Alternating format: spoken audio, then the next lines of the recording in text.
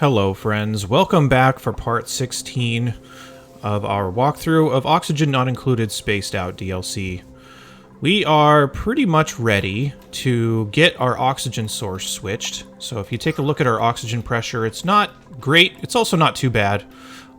If I was continuing on the polluted water route, I would just refill my tanks and deconstruct them again to get more polluted water output, but let's get on to a more permanent source now that we have a really good flow of water here. So I kind of hollowed out an area just to get this started. And by the way, just to caveat this, if you haven't seen my videos before, you can be a lot more efficient with the setups that you want to do with this.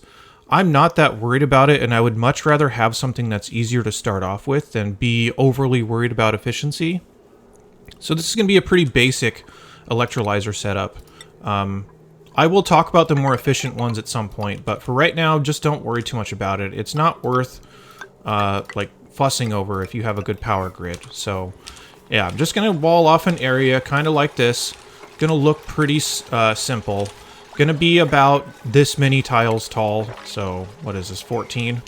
And the idea is that when you use electrolyzers to produce oxygen, they're going to separate into two halves. One half is going to be for the hydrogen, and one half is going to be the oxygen, which I guess kind of makes sense. At the bottom is where we're going to pump out the oxygen, so we'll just kind of set up something like this, pretty basic. Going to hook them up to some Atmo sensors to make sure that it's actually worthwhile to pump out. So we'll do something like that. On the middle level, I'm going to put some electrolyzers, but I'm going to put them up just a little bit higher just to help out with the separation a little bit more. So we could do something like this. Can also create some ladders here to make sure duplicants can get around in this area, so you only need one door if they need to get in here and maintain stuff.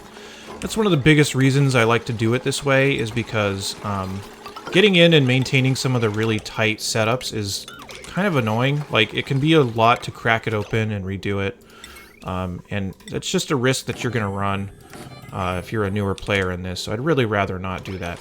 Oh, by the way, everything I'm going to be creating here is going to be made out of gold amalgam. So, some gold amalgam hydrogen generators, some gold amalgam pumps down here. The middle area, just going to do with some gold amalgam electrolyzers, like that. And this is going to run kind of hot. We're not going to cool it directly in here like we've done before. I'm going to do a little bit of a different cooling setup and just rely on this again to cool our oxygen that comes out of here, because this is going to be pretty hot oxygen. But the water that comes in here to feed the electrolyzers will kind of keep things a little bit cool. At least cool enough that the machinery won't overheat. But the rest of it, though, we do need to cool the oxygen. Otherwise, we're going to be blowing oxygen into our base. It's like 70 C. That's way too hot. So the cooling part of this is definitely very important. So let's get this up here, too. We do need some transformers, or rather, not a transformer. Since we're going to be having our hydrogen generators inside, we're going to need to set up a way to get power in there. And this is something I haven't talked about yet, but I'm going to do something a little bit different. Actually, we need to space this out a little bit more because we don't have the smaller pumps yet. This is a little bit of a weird setup. This is just going to be to create a vacuum, because these tiles will create a lot of heat transfer between the two spots. And I don't want to do that. This is expected to be a very hot area, and I don't want that heat to just be leaking out into my base, so I'll show you a really kind of silly way to create a vacuum so that you're not going to be exchanging any temperatures when you need to run a heavy watt wire in and out of a room.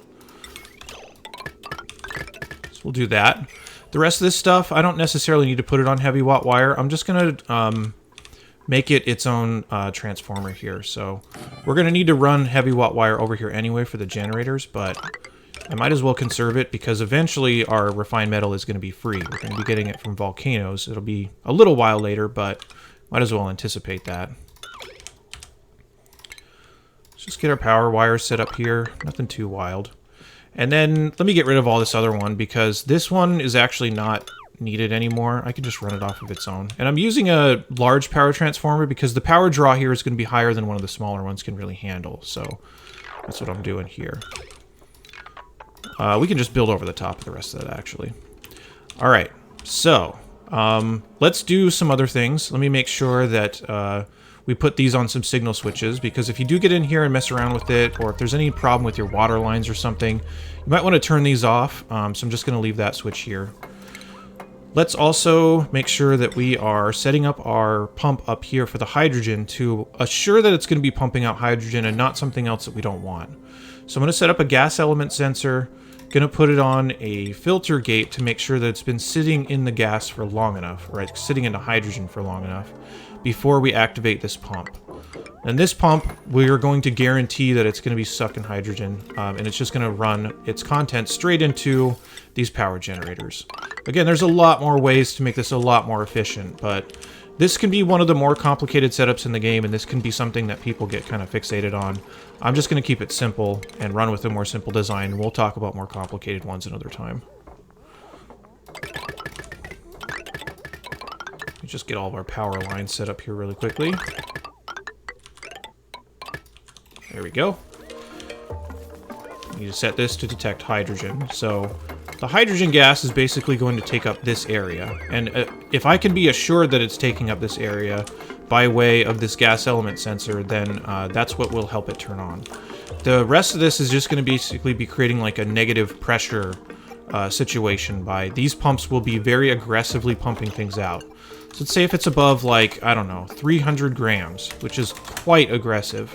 It's going to be creating as much negative pressure down here as possible so that the oxygen drifts down and the hydrogen drifts up. Let me turn these off for the time being. Alright, getting the rest of this. Now we need to send our oxygen out of here, so let's do this. We'll just set up a couple of lines where these two pumps that are together, these two twins, will kind of like conjoin, which is a weird way of putting this, into the same line. So we're going to have two lines that come out. And these two lines are going to be full of very hot oxygen. So by the time it leaves this room, I want to make sure that it's not going to be overheating my base. Let me move this pipe over, by the way. We'll talk about this setup here in just a second. So once we get here, we need to cross these lines. So this is a weird situation. We have two lines crossing two other lines. So I'm just going to do it like that, where we have two bridges on each one of these. Make sure that the bridges are facing the right way, by the way. So that we can then have the two lines kind of cross underneath it. Sort of like a freeway on the road, like an underpass or something. There we go. Then once we get these two, we just need to run in some radiant gas pipes into our setup here to cool them down. So they can kind of just go, well, this might be easier if we just do it this way.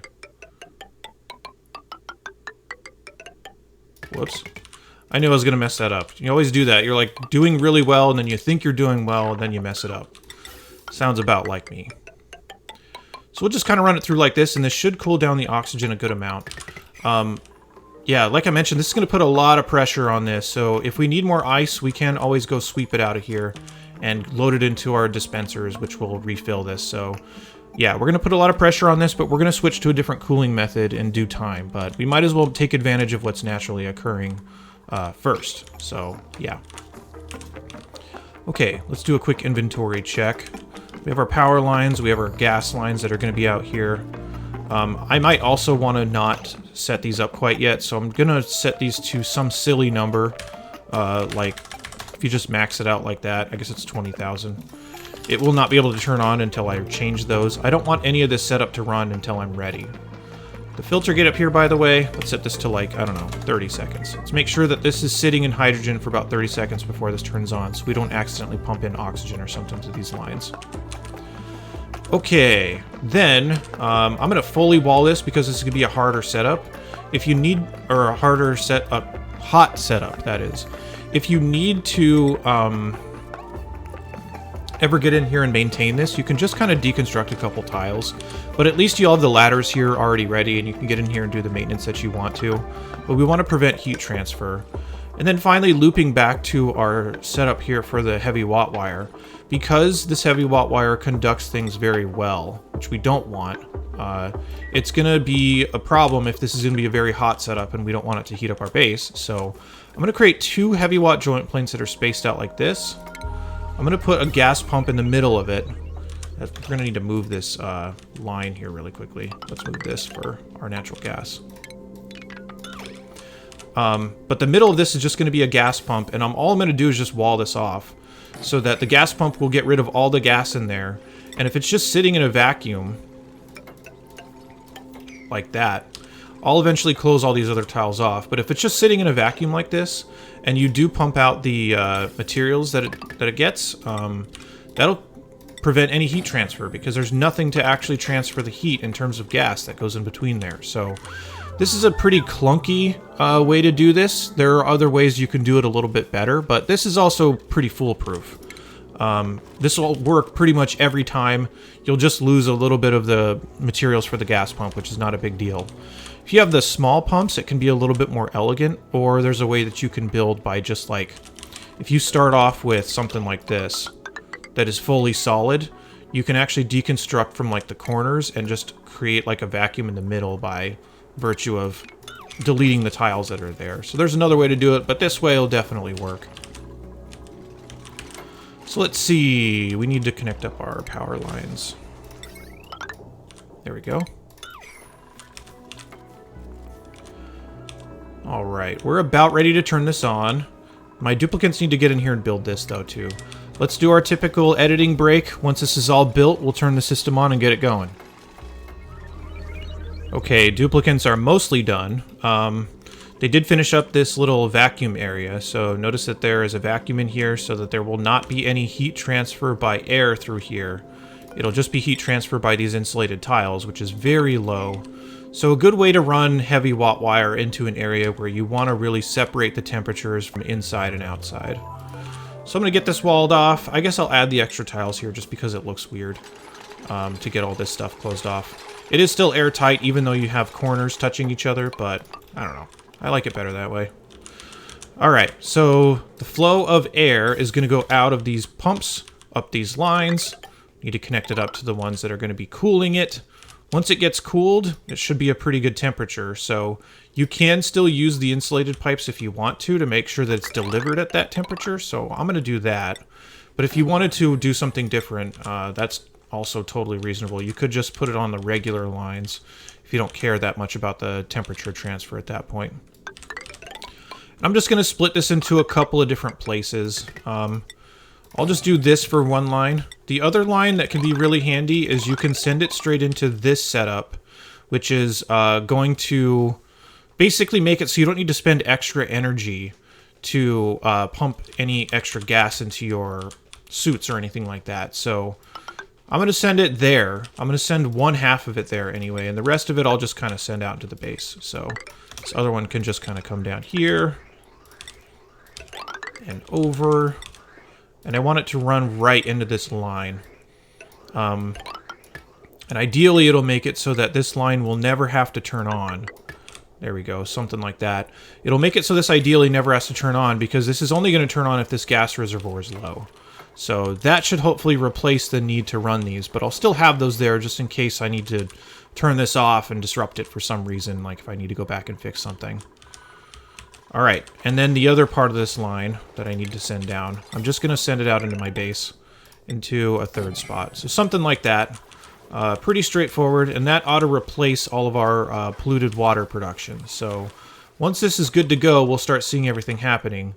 And I want to make sure that I do have clear vent, like a clear place for these vents to flow before I want to turn everything on. Let's reset these. Anywhere above 300 is where I want to turn these on, which is, it's excessive. This is going to be like not super power efficient, and like I mentioned, there's a way more efficient way to do this. Not way more. There is a more efficient way to do this, but it is a lot harder to deal with if you're a newer player, so I'm just going to use something basic for right now. Alright, duplicates are pretty much done getting all this stuff set up. I guess we could turn this on. They'll catch up. They'll have this ready in the next couple seconds. So let's get it going. Alright, so first, I'm going to turn on my electrolyzers, which we did not connect to water. That's a good one. Let's get this water connected. I'm like, hey, let's go. Oh. Clip those really quickly. Now, once our duplicates can get all this stuff done, so I don't forget next time, we'll be good to go once we can get this started. The pumps are pretty much ready. They're just set to above that. This is all set up. Got our hydrogen gas set up for the element detector. 30 seconds on our filter. Vacuum is done. Could probably close this off again. Just going to be all of our cooling. Duplicates ought to be here in just a second. Well, let me not waste your time. Okay, let me edit on a new part. My bad. Okay, here we go. Now we've got some water flow. Let's get these electrolyzers turned on, and as soon as electrolyzers start up, I don't know why that didn't turn on. As soon as they start up, you'll start seeing some production of oxygen and some production of hydrogen, and they'll separate between the two halves that they're supposed to go to. So this will create some negative pressure down here. These will constantly be sucking the oxygen out of the room. We could actually probably tune these down just a little bit more, because I don't want to waste too much power on these.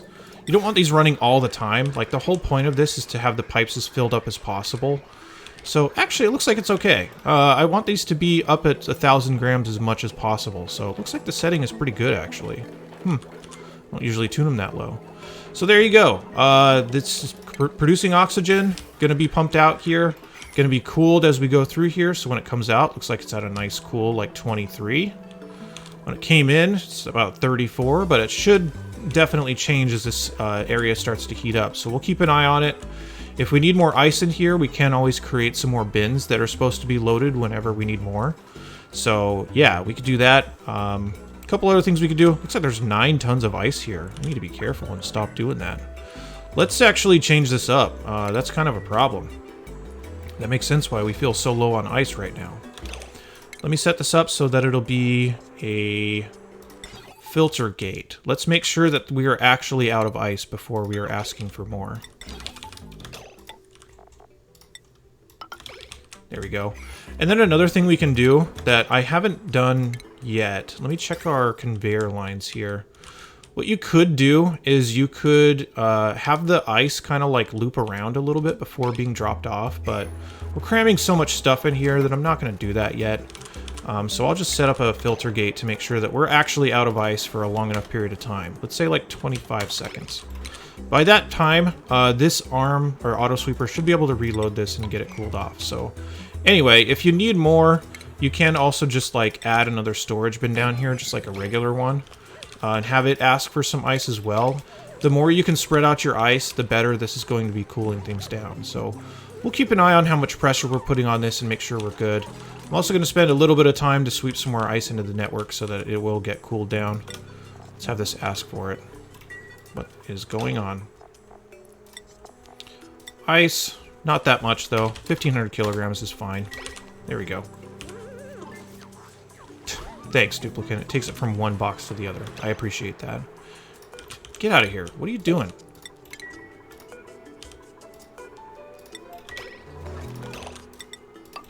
There. Stop helping. All right, anyway. That's gone on long enough. Okay. Our plan for the next thing that we're going to do is we are going to go through these teleporters. So, let's make sure that we have access to it really quickly. I'll just kind of build that out. And then we're going to jump in there with one of our duplicates. So, we'll start talking about that, and we're going to get onto the other planet here in just a little bit. So, that'll be the first time that we travel. Okay, thanks for watching. I appreciate it. Have a good day.